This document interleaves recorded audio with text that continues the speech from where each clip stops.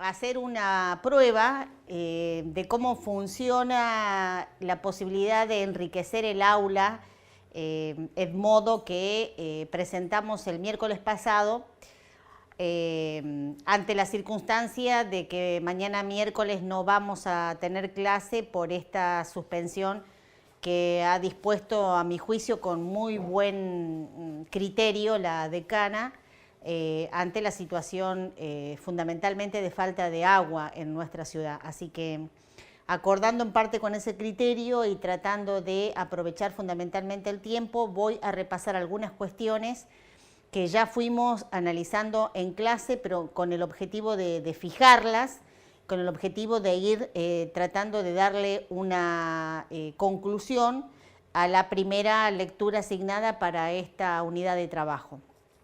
En principio, digamos, si ustedes ven aquí lo que está planteado en el PowerPoint, hay 3 textos a disposición de ustedes en todo este tiempo que llevamos trabajando. En primer lugar, me parece que no hemos profundizado aún lo suficiente en los aportes que hacen las autoras García, Mansioni y Zelaya, respecto de cómo está constituido el campo de estudio de la organización y la administración educativas. Desde ese punto de vista, queda claro que en ese texto ustedes tienen conceptos de organización, de administración y gestión que debían seleccionar. En parte la tarea asignada tiene que ver con esta idea, pero además también podían remitirse a conceptos de organización y de administración que están en el texto de Siscar y Uría. Para la actividad que está asignada para hoy, para el día de mañana, mejor dicho, para el día 12, está vinculada al texto de Siscar y Uría, pero deben ustedes completar las 5 consignas que están anotadas en el trabajo práctico. Vamos a remitirnos puntualmente a eso. Tiene que quedarles claro entonces un concepto de organización, de administración y de gestión. Reitero que ustedes puedan justificar, que ustedes puedan utilizar de aquí en más en los análisis que hagamos. Dicho esto, entonces, reitero esta idea de que la organización escolar que nosotros estamos viendo o iniciando el estudio, reconoce 2 vertientes de pensamiento en el campo de las ciencias sociales, una que está vinculada a las teorías de la organización y la administración general y otra que está vinculada a los aportes que pueden hacer las distintas disciplinas de las llamadas ciencias de la educación. Podríamos decir que organización y administración escolar son unas de esas disciplinas de las ciencias de la educación en la medida en que toman del objeto educación, epistemológicamente hablando, una parte y dedican su estudio a esa parte. En este caso se dan a los aspectos organizativos de la educación. En el ámbito más macro de los sistemas educativos nacionales, pero también en el ámbito más micro de la micropolítica de la escuela y del aula. Queda claro también por lo que dicen las autoras del primer capítulo que tenían que leer, que en líneas generales habría como 2 grandes tradiciones, o la tradición del pensamiento técnico-racional por un lado, o la tradición de los enfoques micropolíticos de la escuela, donde emerge la figura de Stephen Ball como un referente teórico importante, autor sobre el cual yo les remití información, material el otro día en el aula, para que ustedes, fundamentalmente, no está el libro completo, pero fundamentalmente ahí ustedes tienen como un detalle del índice y se dan cuenta, evidentemente, de cuáles son los aspectos que pueden considerarse parte de un estudio micropolítico de la escuela, ¿sí? Aparecen temas como las que ya mencionamos, el liderazgo, la dirección escolar, a partir de un estudio más minucioso del liderazgo, formas o modalidades de intervención adentro de la escuela y demás. Es muy interesante el planteo. Nosotros no vamos a trabajar con Stephen Ball muy directamente, pero entiendo que sí lo van a hacer en planeamiento, hasta donde conozco el programa de planeamiento. Bueno, dicho esto, entonces, voy a colocarles preguntas más puntuales en el aula reitero, porque quiero que quede claro la enorme cantidad de información que provee el capítulo 1 de García y Zelaya. Ahí hay preguntas muy interesantes, sobre todo en relación a los aportes que hacen las ciencias sociales, al conocimiento de la organización y la administración educativa, a los aportes que hacen las investigaciones en el área, las investigaciones en América Latina particularmente, y después hay una serie de preguntas, yo algunas enuncié el miércoles pasado, pero voy a reiterarlas. Las enuncio ahora oralmente para que las vayan pensando y después las voy a formular por escrito. Pero en principio una de las preguntas que yo dejé en el aire planteadas el otro día era ¿por qué los educadores nos habíamos hecho cargo del concepto de gestión? Después de todo este análisis que hace la autora Alicia Carranza, por ejemplo, ¿cómo ustedes podrían responder a esa pregunta? ¿Por qué los educadores nos hemos hecho cargo del concepto de gestión? Eso por un lado. Por otro lado también, ¿por qué las escuelas aparecen como entidades sociales muy difíciles de analizar? Sería otra gran pregunta para formular. Y en tercer lugar, hay una serie de aportes que hacen Alfredo Furlan, Lucía Garay y Dubet. El autor Dubet está mencionado sobre el final, François Dubet. Por ahí es un autor que han visto en Sociología de la Educación porque ha escrito mucho en el área de la sociología de la educación. Pero yo quisiera que ustedes puedan puntualizar concretamente qué aportes, reitero, hacen Lucía Garay, Alfredo Furlan y Francis Dubet sobre la organización escolar, sobre el sentido de las escuelas hoy. Y algo más sobre el final del capítulo. Hay un autor que es mencionado ahí claramente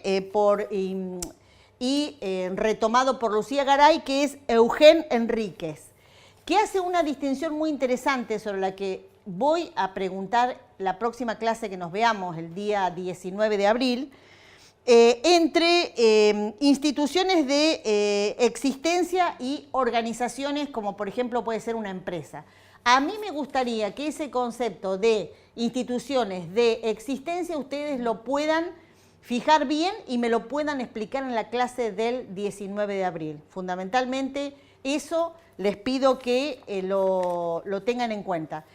Reitero, voy a después en el aula de modo puntualizar estas cosas, pero tengo la impresión que sobre el capítulo de García y Zelaya no hemos debatido toda la riqueza que tiene ese capítulo. Entonces, una sugerencia sería de cómo abordar la lectura. Si ustedes hicieron un resumen o una síntesis para estudiar, me parece perfecto. Eso por un lado, pero por otro lado yo también tomaría los subtítulos y en función de cada uno de los subtítulos yo haría, digamos, un pequeño mapa conceptual. Sugiero que se pueda hacer también sobre cada uno de sus subtítulos. También sería muy interesante como recurso para fijar los aspectos más relevantes del texto. Entonces, reitero esta idea de cómo se configura epistemológicamente el área de la organización escolar, la importancia también de que esta es una disciplina que tiene una pluralidad disciplinaria y teórica muy importante y que, digamos, partiendo de esta procedencia de las teorías de la organización, hay que leerlas esas teorías en clave contextual, es decir, hay que poder ubicarlas en tiempo y espacio a cada una de esas teorías, analizar el escenario histórico en el que surgieron en el devenir de esta disciplina. La organización y la administración educativa aparecen en el escenario con mayor fuerza en los países occidentales durante la década de los años 90 y esa década es una década marcada por profundas reformas estructurales del Estado que van a tener un un gran peso para la disciplina o para la organización de los contenidos de la disciplina. Esto también ya lo planteamos, es decir, cómo surge la gestión como discurso hegemónico. Según las autoras, habría como 3 líneas de desarrollo que no son excluyentes entre sí, pero digamos, cómo aparece la discusión de la gestión para nuestra disciplina, cómo emerge, cómo es que nosotros empezamos a apropiarnos de este concepto de gestión. Y ahí aparece la idea de la gestión con foco en lo organizacional, la idea de la gestión con foco en la trama de los procesos políticos que se dan dentro de la escuela, del cotidiano escolar, cómo es la gestión respecto de los sujetos y en líneas generales de la cultura escolar. Esa sería como una segunda mirada. Y una tercera mirada es la gestión como generación de situaciones de aprendizaje, algo que yo planteé también en clase, algo así como hacer que las cosas sucedan. La gestión como generadora de distintos tipos de experiencias dentro de la escuela que se supone tienen un direccionamiento. Y en la gestión de ese direccionamiento tiene un papel muy relevante el equipo directivo de la escuela, ¿sí? En líneas generales, las autoras, yo comparto esto, plantean que hay un estado incipiente de la reflexión teórica sobre la gestión, por un lado, y también de la investigación empírica, ¿sí? Estamos, reitero, repasando cosas que ya planteamos en clase, no sé cómo habrán quedado en sus apuntes, en sus cuadernos. El campo de estudio entonces tiene, dentro de ese estado del arte que podríamos plantear, tiene conceptos, categorías teóricas, dimensiones epistemológicas y discusiones terminológicas muy fuertes, ¿sí? Las autoras van planteando, por ejemplo, cómo en los países anglosajones se usa un concepto de administración diferente a cómo se usa o se vincula administración en los países occidentales. Y en líneas generales se plantea que la disciplina tiene cierta complejidad y que hay que desarrollar un marco interpretativo de la escuela como una institución y una organización social específica. Hicimos la distinción entre organización e institución también. Recuerden bien esa diferencia porque reiteramos algunas de estas ideas en clase. Es una disciplina entonces en gestación. A mediados de los años 60 comienza a cuestionarse la hegemonía del paradigma que todavía no ha muerto, que todavía está vigente, que es el paradigma técnico-racional en la administración educacional. Y ahí se ubican las posiciones alternativas y la búsqueda de respuestas específicas a la organización escolar, ¿sí? Como por ejemplo comprender el poder y la dominación al interior de estas estructuras sociales. Es decir, en los años 60, en un contexto de crisis de las instituciones sociales y particularmente de la escuela o las instituciones de encierro, llamaría Foucault, empieza a aparecer como tema importante el tema del poder, el tema de la dominación, es decir, qué es lo que pasa adentro de estas instituciones. Y esa situación es la que le marca un límite a las miradas previas que hasta ese momento habían contado con un paradigma técnico-racional en condiciones de dar respuesta a esa mirada de la escuela. Es lo que en pedagogía se conoce también como la mirada optimista sobre la función social de la escuela, sobre la función social del sistema educativo, hasta que emergerán a mediados de la década del 60 y principios de los 70 las llamadas teorías crítico-reproductivistas que van a cuestionar esta mirada optimista, van a marcar un quiebre en el caso de la política educativa y van a, digamos, como develar el mecanismo de la desigualdad, el mecanismo de la reproducción de la desigualdad social que se da fundamentalmente en el sistema educativo. Entonces, ese es un poco el escenario de los años 60 en el que empiezan a cuestionarse, reitero, la hegemonía de ese paradigma técnico-racional. Bien, esto, digamos, lo puedo, digamos, decir muy rápidamente. el primer autor que mencionan las autoras, valga la redundancia, es Bernardo Kliesberg. Tiene ahí un trabajo, el pensamiento organizativo del Taylorismo a la teoría de la organización, muy interesante, donde ustedes pueden recurrir para obtener un concepto de organización o de administración. Él mismo marca que recurrir al diccionario a veces no es suficiente para diferenciar con nitidez las conceptualizaciones, ¿no? Es muy crítico también del uso que le damos al vocablo organización y administración desde su punto de vista. Analiza críticamente otros aportes, discute la validez científica y técnica de ídolos intocables, como planteamos, que fueron Taylor y Fayol fundamentalmente.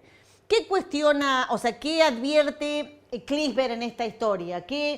En este repaso histórico, que en general el paradigma técnico-racional, si algo había ignorado fundamentalmente en sus estudios, es la relación que tiene toda organización social con el medio o con el contexto en el que está inscripta esa organización social.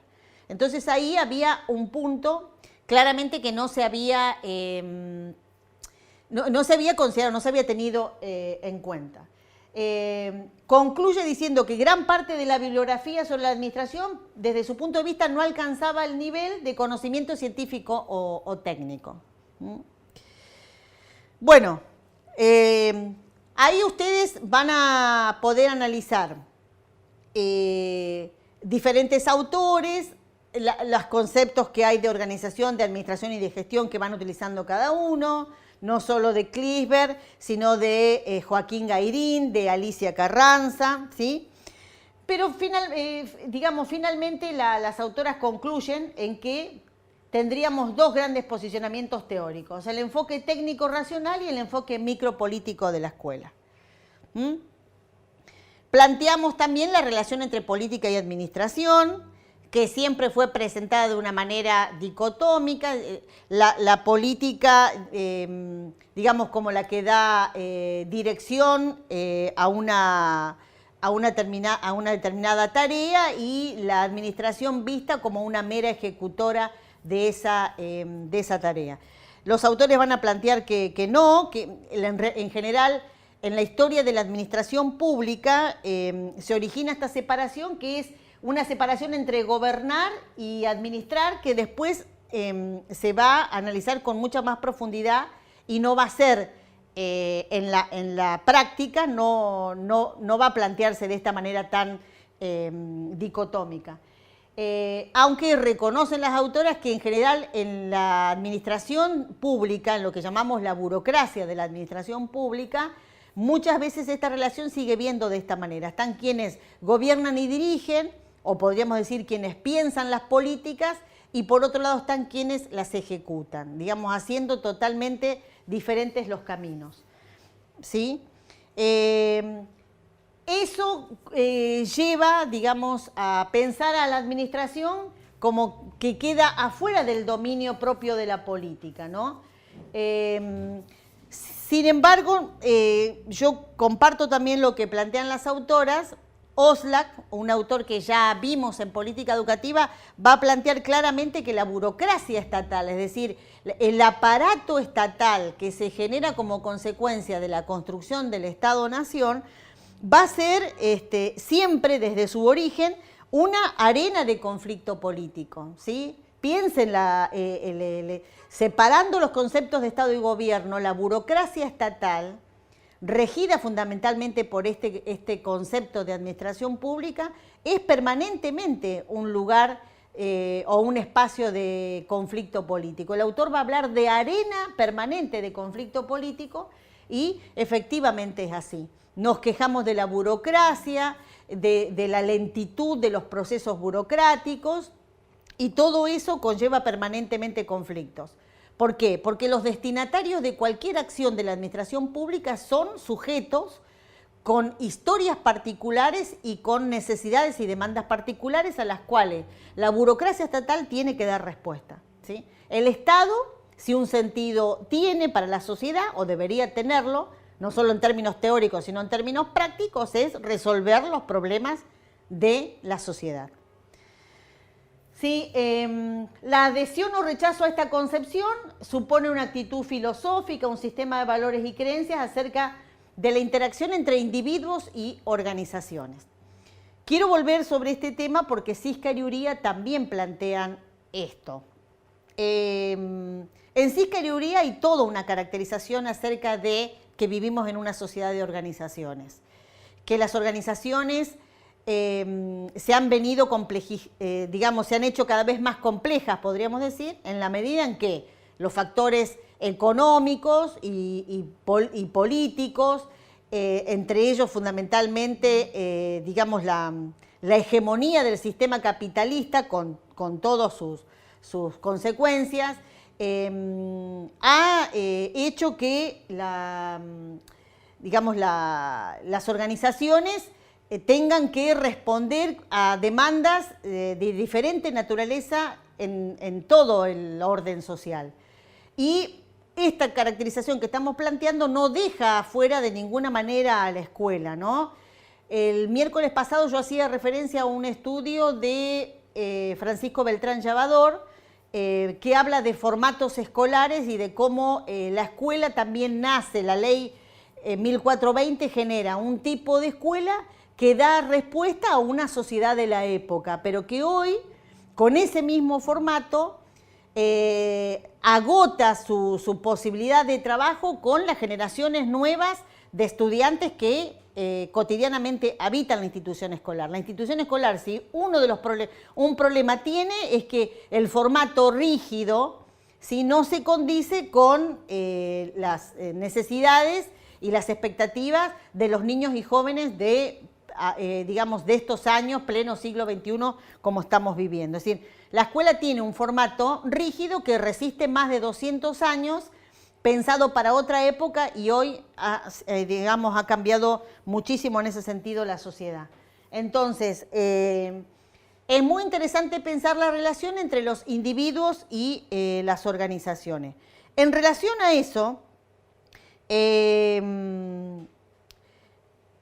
los autores Siscar y Uría también hablan de esto que yo menciono, de que las organizaciones han aumentado su complejidad y que su estudio requiere un análisis cada vez más profundo. Las autoras mismas se preguntan, por ejemplo, si el hombre es libre dentro de las organizaciones, ¿no? Y yo en este punto planteo que reflexionemos un momento acerca de la relación que tenemos los individuos, los ciudadanos, con el Estado, ¿sí? ¿Son relaciones libres o no son relaciones libres? Las organizaciones se supone que son el resultado de un contrato social, podríamos decir. Las organizaciones son el resultado de modos de agrupamiento de las personas movilizados por objetivos en común, ¿sí? Movilizados además racionalmente por algún objetivo en común que los ha congregado. Desde ese punto de vista, hoy es necesario que pensemos la relación que tenemos los individuos en todas las organizaciones en las que participamos. La escuela, la universidad, la familia, el Estado o cualquier otra institución a la que nosotros tengamos pertenencia. Entonces, ahí hay una pregunta muy interesante que formulan las autoras, reitero, Siscar y Uría, respecto de la relación individuo-organización. Ellas mismas también plantean qué factores han influido sobre el estatus actual de las organizaciones. Y ahí yo tomé algunos, ¿no? El progreso de la técnica, indudablemente, piensa en la escuela, reitero, la escuela en los orígenes del sistema educativo, la escuela hoy, el progreso de la técnica, la urbanización, el proceso de urbanización, la conformación de las ciudades, en su momento, digamos, la relación ciudad-campo o ruralidad y urbanidad de alguna manera. Es decir, que la complejidad también de las organizaciones, reitero, está dada por la medida en que se hizo hegemónico un modelo de organización política, social y económica que es el modelo capitalista absolutamente hegemónico en nuestras cabezas y en nuestras sociedades. Y por supuesto los cambios también en el orden político. Decíamos el otro día, estábamos hablando en clase de los partidos políticos. Los partidos políticos podríamos decir hoy que son organizaciones en franca decadencia, o son organizaciones que han perdido la vigencia que les dio, digamos, que en su momento tuvieron. Se han desdibujado los objetivos que en su momento hicieron posible la creación de esas organizaciones. Pensar un partido político a fines del siglo XIX, principios del siglo XX en la Argentina tenía un sentido absolutamente distinto que pensarlo hoy. De hecho, las agrupaciones en torno a las ideologías políticas es cada vez más heterogénea y hay partidos políticos que no permanecen en el tiempo, sino que son meramente coyunturales, armados simplemente para una elección y después desaparecen. En la historia de los partidos políticos argentinos hay partidos políticos que han desaparecido a lo largo de la historia, que tuvieron representación parlamentaria, por ejemplo, en las elecciones del regreso a la democracia en el 83, pero que hoy ya no existen. Por ejemplo, estoy pensando en el MID, el Movimiento de Integración y Desarrollo, estoy pensando en el Partido Federal, estoy pensando en el Partido Intransigente, con líderes o liderazgos que digamos, se fueron perdiendo en el tiempo y se perdió también la iniciativa política en esas organizaciones. Entonces, hay que pensar, digamos, todos estos factores son muy importantes para situar la discusión sobre la relación individuos-organizaciones en este tiempo. Hay algo también muy interesante para tener en cuenta que tiene que ver con la sociedad actual y con la aparición de otras demandas. Por ejemplo, organizaciones que surgen a partir de la defensa de los derechos como consumidor o como profesional. Ustedes saben que a partir de la reforma de la Constitución del año 94 se incorporaron una serie de derechos nuevos o derechos de tercera generación, se conocen, entre los cuales están los derechos nuestros como consumidores. A partir de ahí, desde el Estado, nacional y provincial y municipal incluso, empezaron a crecer organizaciones o a generarse organizaciones que están vinculadas estrictamente con la defensa de esos derechos.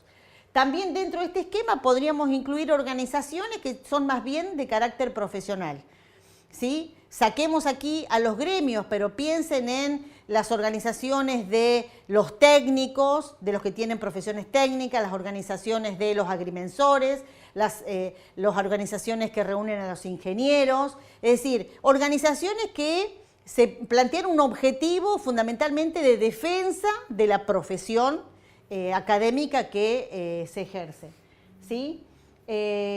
Dentro de esto podríamos ubicar, por ejemplo, en nuestro caso, los profesores en Ciencia de la Educación tenemos una organización que se llama Asociación Argentina de Graduados en Ciencias de la Educación.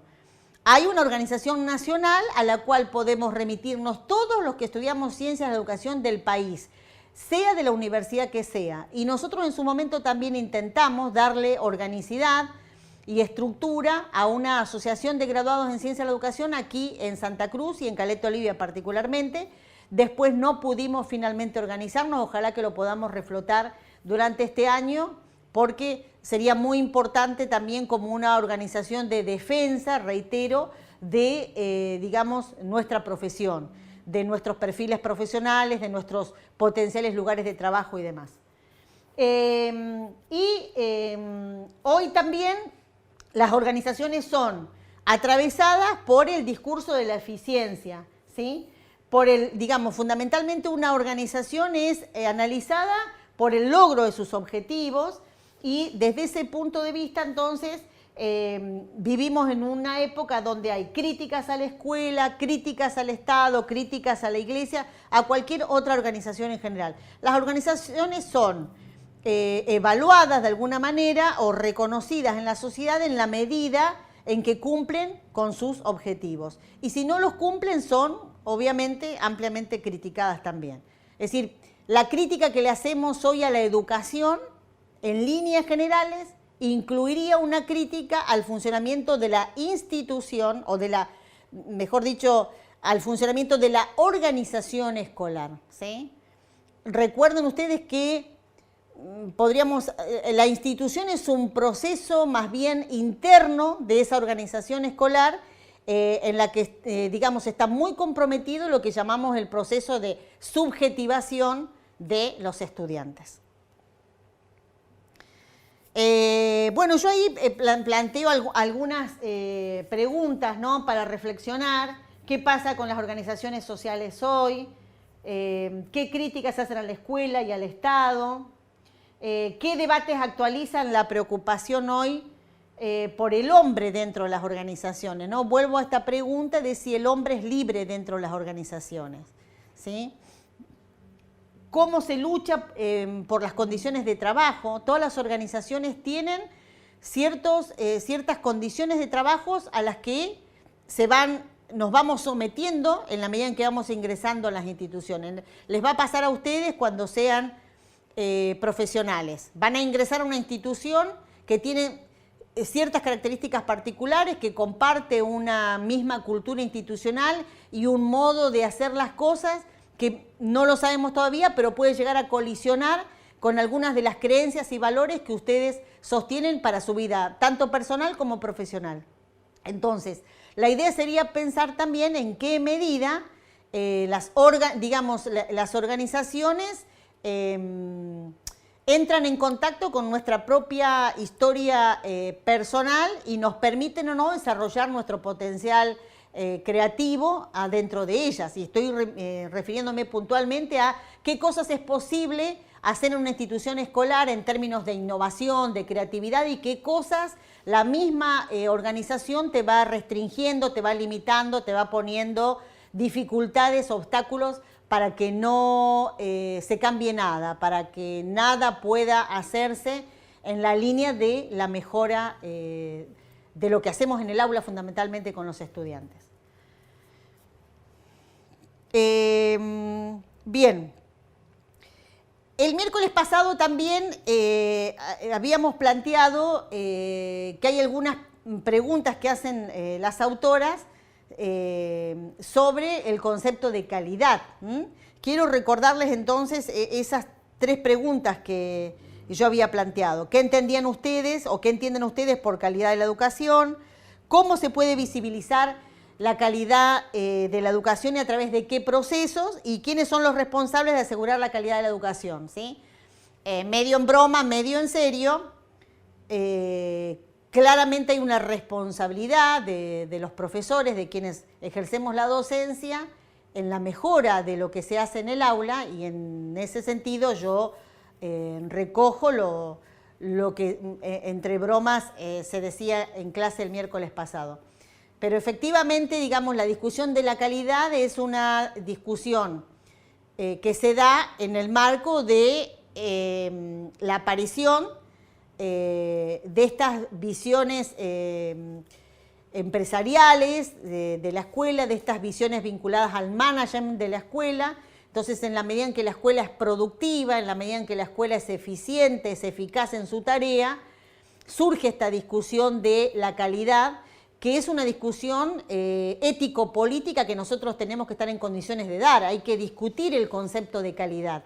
Yo quiero que ustedes lo piensen al concepto de calidad bien, de una manera bien detenida. Es decir, cómo surge el concepto de calidad. ¿Por qué de la calidad total de la empresa pasamos a hablar de la calidad total de la escuela? ¿Qué esconde la discusión de la calidad? Y si efectivamente es posible o no hablar de calidad en materia educativa, ¿sí?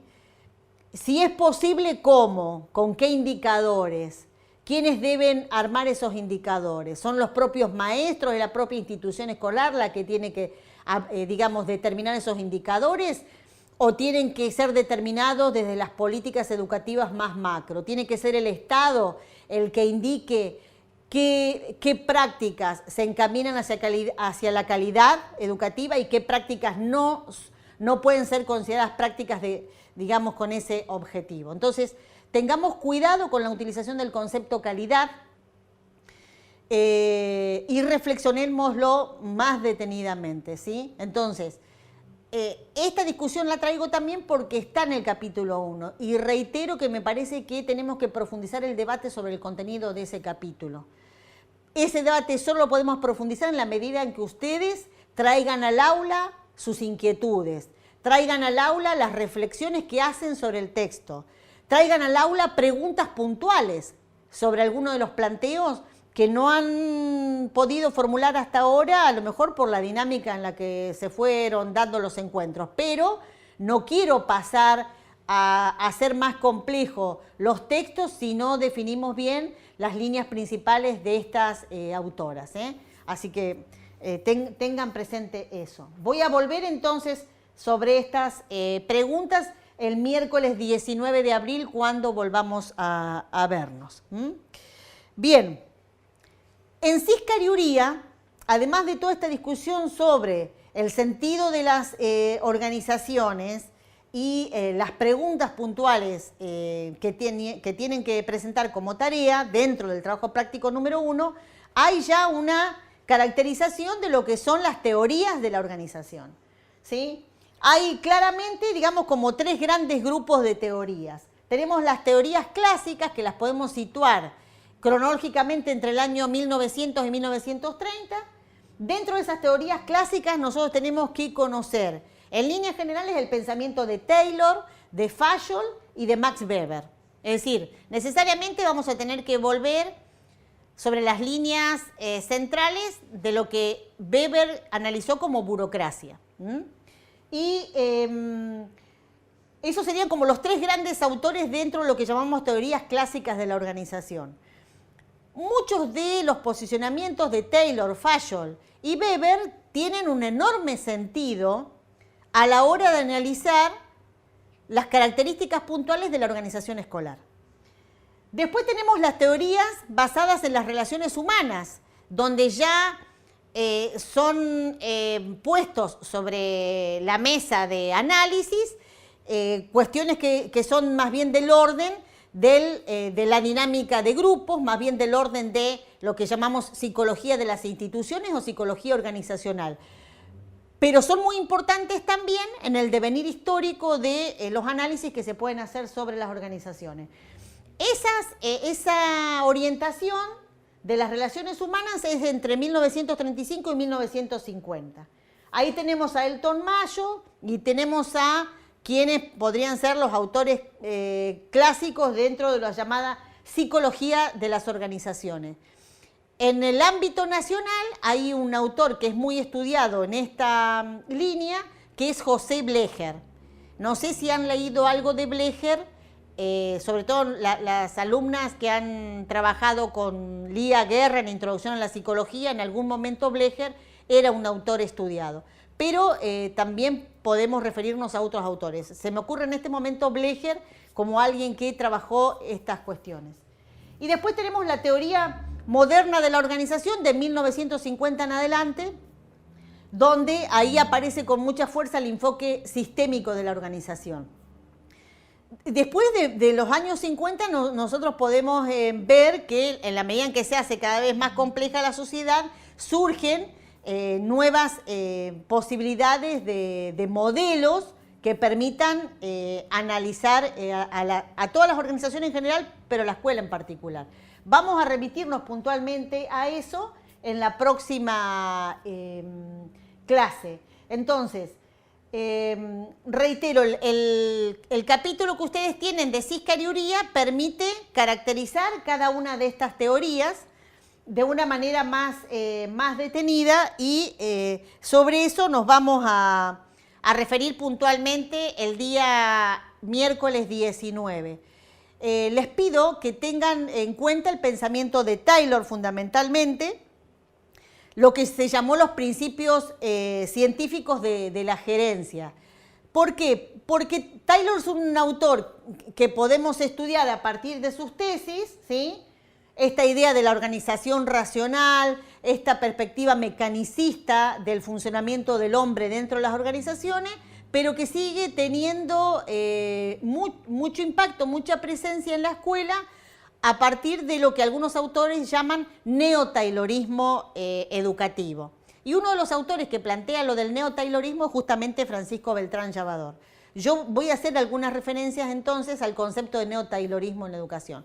Puede ser también que ustedes tengan alguna referencia de esto por Álvarez Uría, que es un texto que ven en problemática educativa o en pedagogía en algunos casos también. Entonces, para el próximo miércoles 19, reitero, tengan presente estas preguntas que formulé del capítulo 1 de García, Manzioni y Celaya. Yo voy a colocar en el modo preguntas puntuales, no para que las contesten por escrito, sino que lo que quiero es que haya un ida y vuelta en el aula sobre estas cuestiones así más puntuales del texto. Y que lo demos por concluido, lo demos por cerrado al texto para ya entrar en el terreno de Ciscar y Uría y de la caracterización de las teorías de la organización. Tengan en cuenta también, en la medida en que vayan avanzando con las lecturas, que hay que leer también el texto de Alonso Bra, Democratizar y administrar la educación, una relación posible, para que ahí podamos plantear desde otra perspectiva la relación entre política y administración que yo ya mencioné en el aula. Es decir, la administración tiene que pensar también a los sujetos que administra. La administración tiene que pensar sobre qué, digamos, a qué sujetos, quiénes son los destinatarios de las políticas educativas. Y desde ese punto de vista, la administración no es un lugar neutro, sino es un lugar también donde se refuerzan o no esas direccionalidades que marcan las políticas públicas. Entonces, me interesa profundizar también desde otra perspectiva la relación política-administración que ya está planteada en el capítulo 1 de las primeras autoras. Así que yo cerraría con esto ahora. Reitero, esto es un ensayo, si esto funciona bien, voy a ir subiendo progresivamente clases que van a estar planteadas de la siguiente manera: la presentación general del tema y la discusión puntual de un texto, de uno de los textos que están planteados en el programa. Así que los dejo entonces ahora con este planteo.